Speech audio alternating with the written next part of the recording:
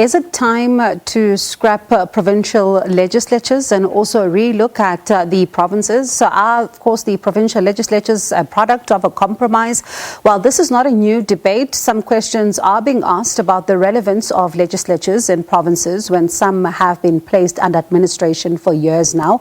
Let's discuss this further with former Gauteng Premier Mbhazima Shilowa, who has written about this. Thank you so much, Ntata Shilowa, for your time. Before we get into our conversation, the President is speaking at around 8 p.m. I wonder, what are your expectations briefly? Well, the expectations are that the President will now be in a position to scrap the disaster management usages, because, I mean, they were using it to manage, firstly, the numbers in hospitals, secondly, to give us enough time to build capacity in our hospitals.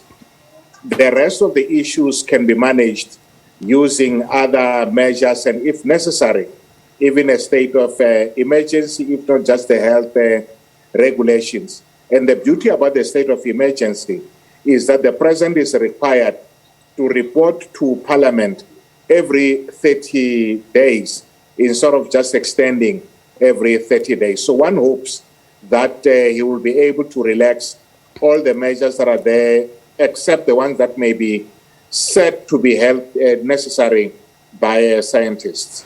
Now, let's get into our conversation. Thank you so much for that. I mean, I remember in around 2006, there was talk, and seeing some reports as well suggesting that the ANC-NEC had begun debating the future of South Africa's 9 provinces. And this was, of course, going to be done in line with the reviewing of, the provinces in the context of either increasing, the devolution of powers as well as the functioning of municipalities. I'm keen to find out what happened to this debate. I think that debate has been ongoing, and one may say it's settled from a policy point of view inside the ANC, in that in 2007 in Polokwane, the decision was made to have a review thereof.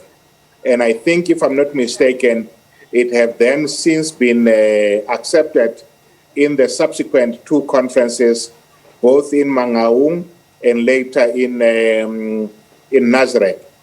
But there does not seem to have been political will by the national and provincial leadership to take it further. And one suspects, in part, because many of those leaders are involved in the various 9 provinces and or in the legislatures.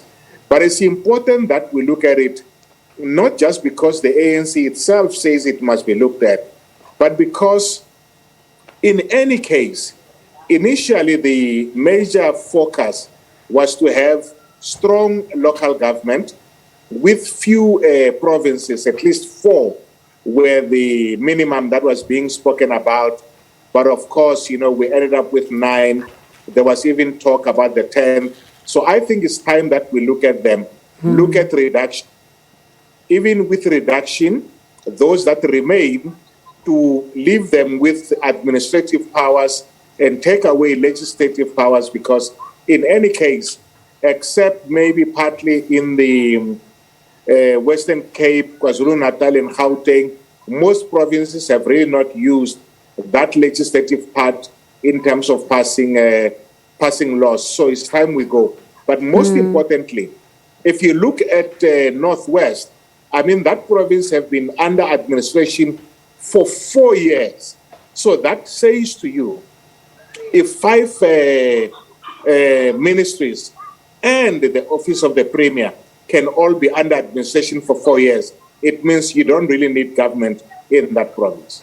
And I was going to get into that, because you look at a province like the Northwest. I mean, we saw the Premier tabling the State of the Province address. We also saw, the budget. But one wonders, if you are under administration, how are you then going to be ensuring that this is, what you're promising the people is actually kept? So if they become the administrative arms that are under national government, could it curb some of the service delivery issues that we are seeing?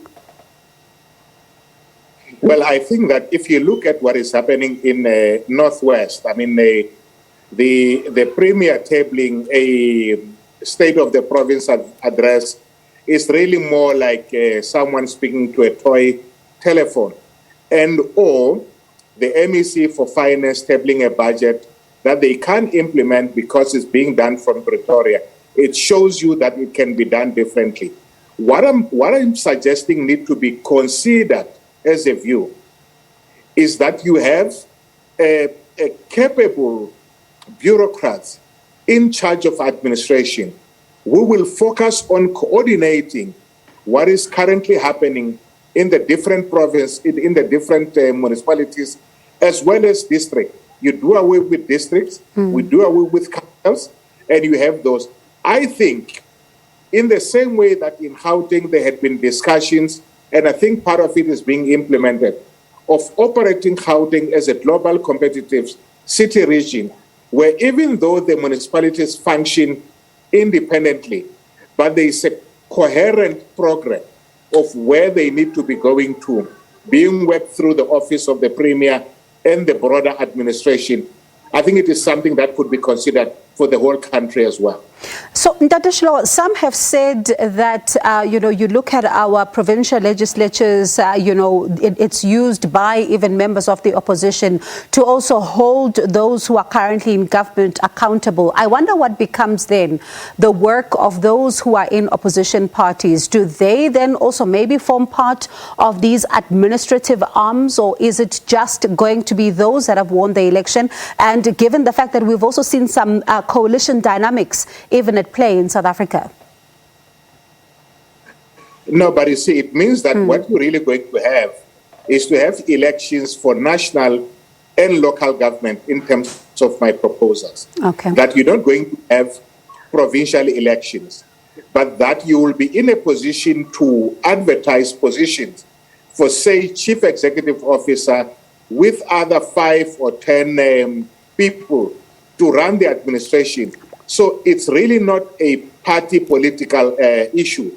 It's just going to be that we need 10 capable people or 5 capable people. This is what they are going to be able to do. Holding people to account is going to happen at local government, in councils. It's going to happen at the national level in parliament. I think if you look at legislatures, the reason why both opposition and the ANC would want to keep them has got very little to do with that legislatures are important, that they hold government accountable. I think very little holding accountable takes place if you look at the amounts of corruption and thefts of just the PPE that have taken place, even with those things. But they are being kept there because it's another area in which those of us who need to deploy people that we can absorb at national level, we place them there.